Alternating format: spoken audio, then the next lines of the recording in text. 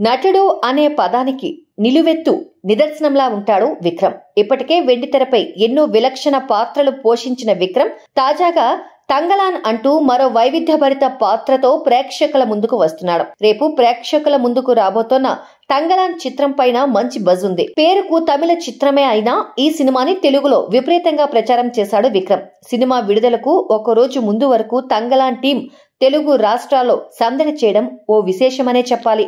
తమిళంలో అట్టకత్తి, మద్రాస్, కబాలి, కాల, సార్పట్ట పరంపర వంటి సినిమాలను రూపొందించిన పా రంజిత్ ఈ చిత్రాన్ని తెరకెక్కించాడు. బ్రిటిషర్స్ పాలిస్తున్న సమయంలో కోలార్ గోల్డ్ ఫీల్డ్స్ నేపథ్యంలో ఈ సినిమాని పా రంజిత్ తెరకెక్కించాడు.